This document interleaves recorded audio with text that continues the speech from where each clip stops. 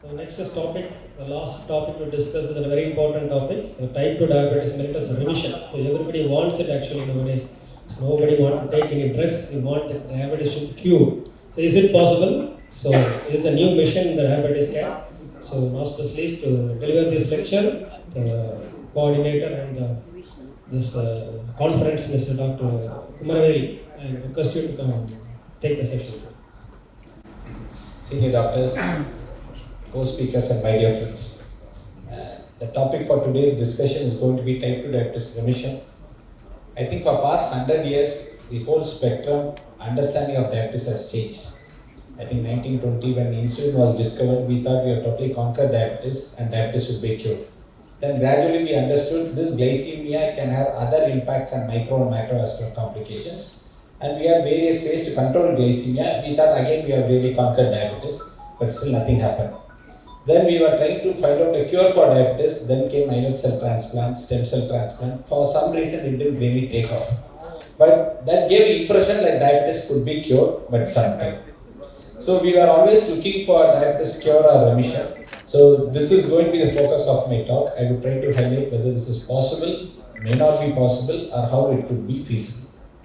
So this is the agenda of my talk. I would slowly take you to the natural history of type 2 diabetes. What exactly is remission? So for us to really understand remission, we should understand the beta cell dynamics, which I would also like to discuss, and various strategies which is used for diabetes remission, and practically how do you approach them, and with the final conclusion. So natural history of type 2 diabetes, we all know type 2 diabetes, the initial event is your insulin resistance. As long as your beta cell function is normal, it compensates for the degree of insulin resistance and the glycemia is maintained.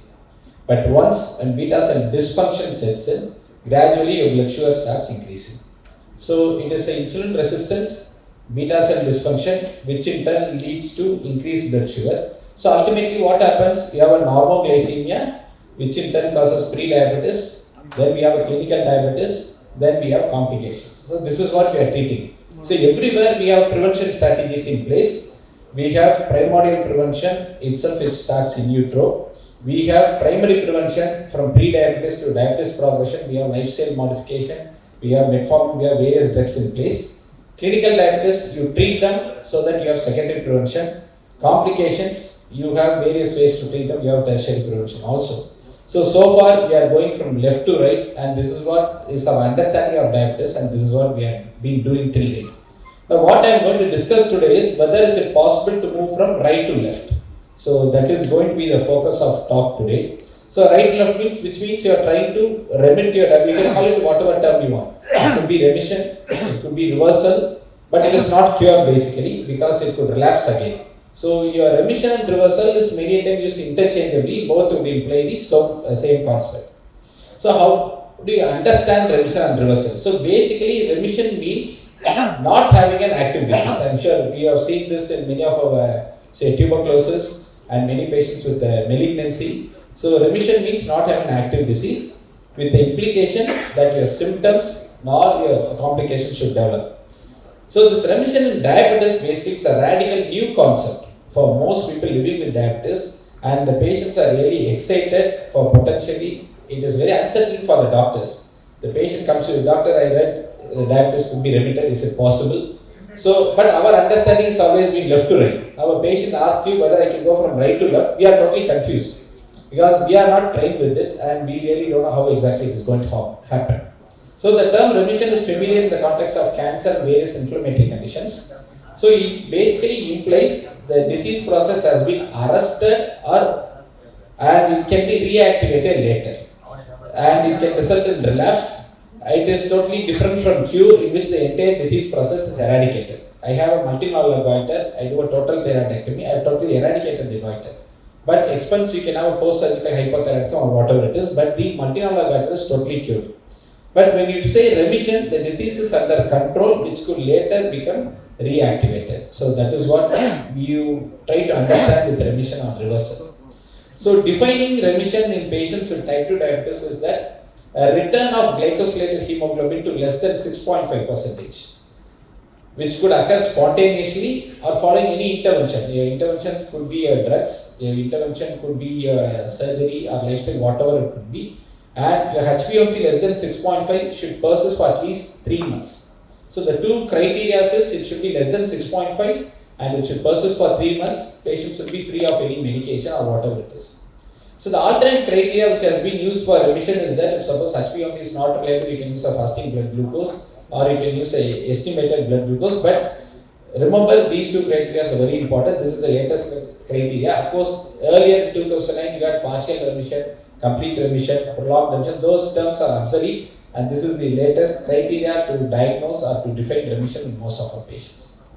So certain remission we commonly see in our day-to-day practice. We don't really use the terminology remission. We have steroid-induced diabetes. As long as the patients are on steroids, patients having hyperglycemia, once blood sugar is controlled, diabetes totally resolves. And these patients, they can again have a relapse of diabetes later. This again is a physiological remission what we see. We have a patient remission after a bariatric surgery. Obesity, losing weight, we see most of the patients remitting from diabetes. Weight loss, obesity, weight loss, we see diabetes remitting. Stress, this we call it many of the exam diabetes. We have seen so many patients who are been working for the exam before PhD submission. They have lots of incidents of diabetes. Once the PhD is submitted, whether they are pass or fail, once the PhD is submitted, their diabetes remits. So we have seen many things. When I was a consultant in IIT Chennai, those people on the last year of PhD submission, so many people come to us with diabetes, but once when the PhD thesis is submitted, the diabetes remits. So in stress, what happens? There are so many counter-regulatory hormones which increases insulin resistance, while your beta cell function is not able to cope up. Another common example of diabetes remission is the GDM, gestation diabetes. You have patients with GDM, after the childbirth it remits. So these are normal examples what we see in a day-to-day practice, though we don't use the terminology remission for these patients. But what we are interested is that whether a normal routine course of diabetic patient could remit. And the importance of remission is that it avoids or delays complications of diabetes. It gives self-empowerment for the patient. There's no need for medication. There's a loss of diabetic stigma. So many cost factors and various other things could really be beneficial for our patient. So to understand why this remission is possible, it is very important for us to understand the beta cell dynamics. So unless you understand the basics, it's very important, difficult for us to understand. So we know the beta cell mass is the determinant between your beta cell expansion and your beta cell loss. So your beta cell expansion could happen because of replication. It could happen because of neogenesis, where your beta cells are happening from non-beta cell precursors. Your beta cells could hypertrophy. We commonly see hypothyroid. When the thyroid function is less, your gland hypertrophies, you have a goiter. Similarly, when your beta cells are not able to function appropriately, it undergoes hypertrophy. So these are three ways by which your beta cells could increase or increase your beta cell mass to maintain your insulin secretion. How does the beta cell get lost? One, beta cell death. Second is the beta cell de-differentiation. So this de-differentiation is a factor which plays an important role in diabetes remission. So what exactly do you mean by de-differentiation?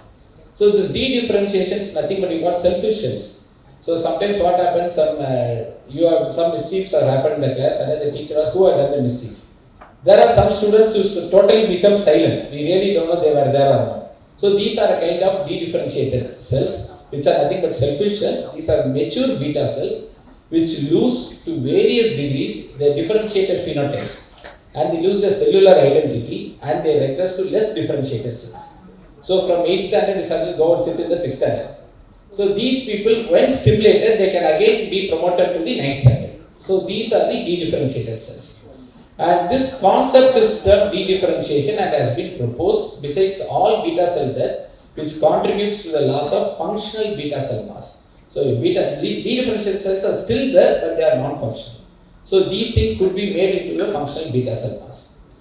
So this is what exactly happens. This is a normal functional beta cell. You have a cellular stress, which could be obesity, which could be stress, or which could be an increased inflammatory cytokine, which leads to a increased insulin resistance. You have a beta cell dysfunction initially. Then what happens is the dysfunctional beta cell, you have various genes which is upregulated and various genes is downregulated, and it becomes a de-differentiated beta cell. This de-differentiated beta cells has a potential to either regenerate to the beta cell, or it can gradually degranulate or it can undergo trans differentiation, and ultimately it can lead to beta cell death.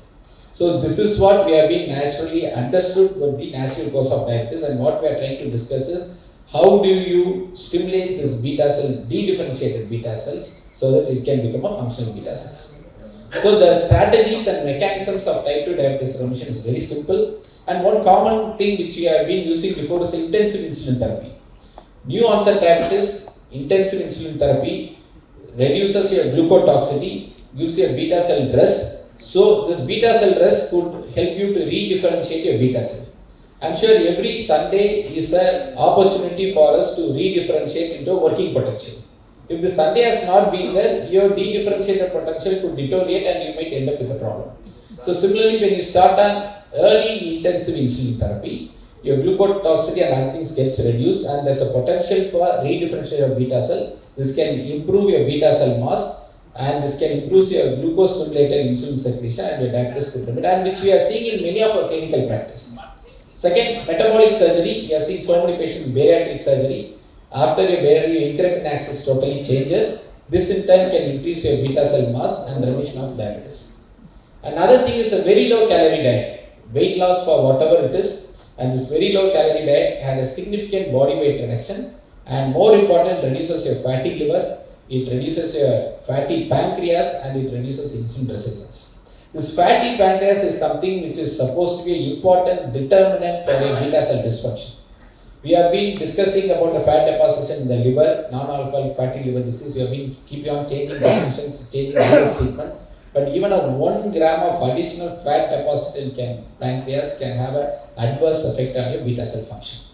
So any of these three can help you to remit diabetes. And other, we have newer drug modalities. We have GLP-1 analogs. We had a very beautiful talk on semaglutide today, and we have a dual agonist tirzepatide. There are so many drugs which has a potential in losing weight, which has a potential in reducing the glucotoxicity, and which also has some potential in altering the islet microarchitecture, which in turn can help you to function your beta cells better. So these are various data. I will not go into all these data and think. You have data to suggest how your intensive insulin therapy helps to remit diabetes. Intensive insulin therapy for short courses, they are followed for 2 years, and they were able to show the remission was roughly around 40 to 60% in various studies. So early aggressive insulin therapy can help you to remit your diabetes for some time. Similarly, surgical modalities, though so many surgical modalities, starting from restrictive surgeries, you have adjustable gastric banding, you have malabsorptive surgeries starting from Roux-en-Y gastric bypass, sleeve gastrectomy, and bleopancreatic diversion. Better is your weight loss with your malabsorptive surgeries. Better is your remission for diabetes. Again, we have data for all these things, but it becomes a surgical procedure. So we have data where your remission outcome for many of the surgical procedures, roughly around, you can see 30 to even 95% of people have remitted after this bariatric surgery. But again, they could relapse. I am very careful in using my terminology. I will not say diabetes has been cured after bariatric surgery. Diabetes has been remitted with bariatric surgery. If they have a rebound weight gain later, that's all probability it could relapse further. So the remission is definitely possible with these bariatric surgeries. And what is our focus of interest? And you would have seen so many diabetes remission clinics in various places. What exactly they do? They are basically trying to manipulate your macronutrient and total calorie content. So normally, we Indians have been eating more and more of high carbohydrate diet, where your energy from carbohydrate is more than 45. Most of the remission plan, they use a carbohydrate of roughly around 26 to 45, and low carbohydrate is less than 26, and ketogenic diet is less than 10. Now for me to have a remission, I can either use a low carb diet, but most important is low calorie diet. So that is what has been used in most of the patients with diabetic clinic for remission. So this low calorie diet, and again they have shown the remission has been roughly around 40 to 80%, which is more or less data similar to most of the bariatric surgeries what you have done. So I would just try to highlight the direct study, which is a very interesting data on diabetic remission. So what exactly they did is they had certain protocol of inclusion-exclusion criteria. This cannot be done for all patients, but if a patient fits in with these criteria, they withdrew all anti-diabetic, antihypertensive medications.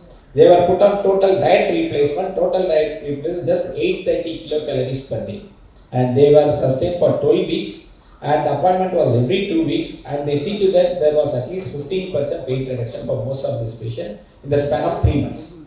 Only after 3 months, food was reintroduced at 2 weekly appointments. Gradually, they increased their calories to 200 to 400 calories every 2 weeks. Then they had a weight loss maintenance. What they found was that when the patient's weight loss was more than 15 kilograms, 86% of patients' diabetes remitted at the end of 1 year, and they were able to continue for end of 2 years up to 82%. When your weight loss is less, just only less than 5 kg, your remission also was less with these patients. So higher the weight loss, your remission rate is high, and better it was sustained. And more important to the glycemia, your liver fat cells came down, your triglyceride VLDL came down, and most important, your pancreatic fat cells came down. So there was a loss of ectopic fat with remission at even 2 years of diabetes, and then they had a follow-up for 5 years. And after this 2 years, these patients, they either went into extension phase or they continued the same phase. What they found was that you can see proportion of remission of those here. So these are the control group. This green was in the extension phase, and intervention phase. You can see the remission even at the end of 5 years was roughly around 30 to 40%. If your weight loss has been maintained, you are able to continue the remission for at least 4 to 5 years in 40% of the individual. So who will benefit? Who will benefit in the remission? Or you can ask me, how do I choose the same regimen for our patient? I would say time is the outcome. All interventions that can achieve sustained weight loss, the most important term is sustained weight loss, not only the weight loss. Your weight loss should be sustained for more than 10 to 15 kilograms can improve your hemoglobin A1C by the loss of ectopic fat in liver and pancreas, and this decreased ectopic pancreatic fat can help your dedifferentiated beta cells to redifferentiate into your functional beta cells. And remission is most likely in type 2 diabetes of short duration. You see a patient with type 2 diabetes less than 6 years, there's a probability they can remit. You lower your HbA1c, the probability they can remit. They are on low requirement of glucose lowering medication, they can definitely remit. So intervention early, the probability of remission is high, but relapse is there, and some people call it relapse, some people call it re-reversal. The reverse diabetes again re-reverses to the diabetes. I'm sure Mohan is very fond of the name re-reversal compared to the term relapse. So the treatment pathway, if at all you are planning to have a diabetic remission clinic or whatever it is, what they do say is for 12 weeks you have an initial assessment by your nutritional expert and your endocrinologist, and you do a HbA1c, cholesterol and functional liver and kidney assay. If they fit into criteria, you aim for a 15 kg of weight loss in 3 months, and closely monitor, and the support from a nutrition specialist is very important, and further endocrinologist appointment is only after 6 to 12 weeks. And after 3 months, you test for diabetes remission, and HbA1c test at a week of 12 weeks to indicate whether diabetes has gone into remission. Also check for cholesterol, and then go into a gradual replacement or low calorie shakes with healthy meals. And they say this protocol could help you to remit diabetes in at least 20 to 40%, provided your patient selection is appropriate. So ongoing monitoring on people with remission is that you have a HbA1c test done at least once a year, maintain a very healthy lifestyle, avoid medications that promote hyperglycemia like steroids or certain antipsychotic drugs could be preferably avoided. Schedule your annual diabetes eye examination every year to watch for the earliest signs of retinopathy or in between microvascular complications, and maintain a regular checkup on your kidney functions, foot health and blood pressure levels. I think three questions which commonly asked by most of us is, can remission be achieved without weight loss? So I said the only weight loss which causes remission. There's a little evidence from randomized trials that the macronutrient content of the diet or weight loss remains the dominant factor in most of these things. Intensive insulin therapy may provide temporary period of remission even without weight loss. GLP-1 receptor agonist, though weight loss is a major determinant, still it can cause remission in most of our patients. The second question is, could remission reduce the diabetes related micro or macrovascular complication, or is thus limits diabetes? So the micro and macrovascular complications in diabetes are related to glycemia, we know very well, and the diagnostic threshold for diabetes is set at the level of microvascular complication. I am sure most of you would agree with me. Why is that we have kept a HbA1c target of 6.5? Why don't we keep it at 5? Why don't we keep it at 9? Because 6.5 is the cutoff, or your microvascular complication comes down. So when a diabetes remits, the probability of micro complication coming down is very high. There was a very interesting Swedish obese study which suggested those patients with diabetes remission, your macro and macrovascular complications reduced at the follow-up of 18 years. And remission of medication, or you are able to remit diabetes with, suppose you try to look at diabetes complications, some people sugars should have been controlled with various medication. Some people sugars are controlled without medication. So is there making any difference? So again the study says that when a diabetes remits, you are able to control the metabolic benefits also. It's not only glycemia. On contrary, when you are controlling a diabetes with the oral anti-diabetic drug, your other metabolic parameters will continue to have a problem. So it's always better to have a remission. And just to conclude, type 2 diabetes arises from beta cell defects and excess body fat, especially with ectopic fat accumulation in pancreas. It can be reliably sent into remission for at least 1 to 5 years and maintain weight loss of more than 10 kilograms. The evidence suggests that the disabling, painful and irreversible complications of diabetes are likely to be delayed or prevented by sustained remission, and weight management should therefore feature much more management in type 2 diabetes and should be given equal importance like your glycemia management. And thank you so much for your attention.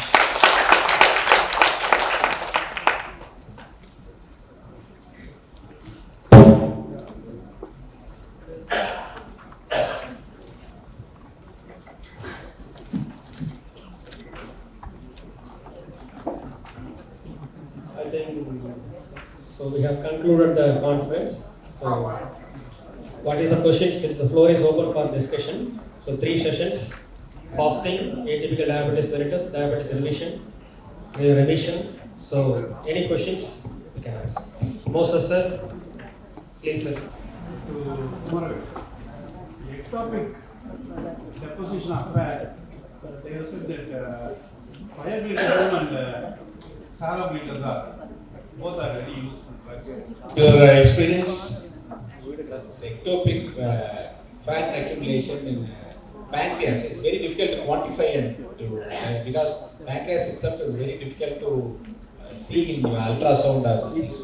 So it is very difficult to assess. But again, animal studies, the rat models, I think they have definitely said your sarabutazole and your pioglitazone definitely reduces ectopic fat. So there's an interesting observation from Reuters as well, because this direct trial was done by their unit in Scotland, and they actually do fMRIs, and they have demonstrated that actually it comes down. So your routine investigations are not sure. Functional MRIs are the ones which you do, which is research basis, and actually they've shown remission to correlate with reduction of pancreatic fat. As Brent said, the reduction is very crucial, and if the reduction is achieved, it correlates very well with remission. So fMRIs are big. So remission, patients also they need to misunderstand remission. So now the patients after this doctor's day and all. So there are so many articles which are coming in newspapers. So one patient on the sir diabetes remission possible on sir ninga edha sir. So patient was actually obese and she was prolonged for some more than 6 or 7 years. She was diabetes and I told that weight reduction is a main part. We are supposed to get on our diet and all those things, and I advised her. Then only the remission we can think of. So somehow she is not interested in me and she went to some corporate hospital or something and she wanted to know more about diabetes patients. And so I consulted on nutritionist. So she gave a list of what is to be taken. காலையில் என்ன சாப்பிடணும், மத்தியானம் என்ன சாப்பிடணும், night என்ன சாப்பிடணும் சொல்லி எழுதி படிச்சுட்டு அவங்க டேப்லெட் ஓர்லி ஸ்டார்டிங் சேர்த்து போட்டு விட்டாங்க. சார் என்ன சார் கொடுத்துருக்காங்க, இது எப்படி சார் சாப்பிட்டதில்லை, வெந்நியும் வெஜிடபிள் சூப்பையும் தவிர வேறு ஒன்றுமே இல்லையா சார். ஆனால் எனக்கு ஒரு ஆச்சரியம், அதில் எதுக்கு ஓர்லி ஸ்டார்டிங் சேர்த்து போட்டாங்கன்னு தெரியல, அது ஃபேட்டே ஒன்றுமே இல்லை. So then there are possibilities, but she was thinking that diabetic remission can be achieved with one more drug. So அந்த மாதிரி ஒரு மென்டாலிட்டி வந்துருக்கு. சார் ஏதாவது ஒரு மாத்திரை கொடுங்க, என்னோட டயபிட்டிஸ் போகிற மாதிரி ஒரு மாத்திரை கொடுங்க. So drug free diabetes is not can be achieve with another drug. So I told like that. ஒரு மாத்திரை போட்டு டயபிட்டிஸை மாத்திரை இல்லாத பார்க்க முடியாதுதான், அதுக்கு நிறைய ஒர்க் பண்ணும். So it needs a lot of things remission.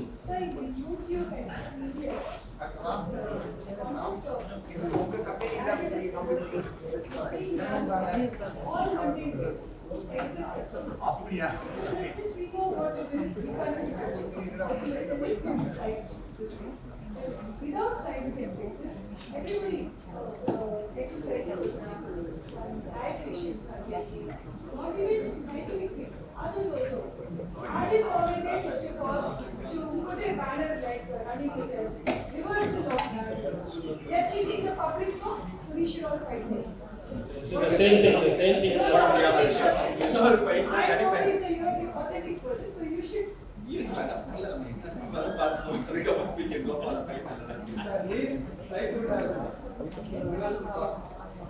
it is possible. It's possible.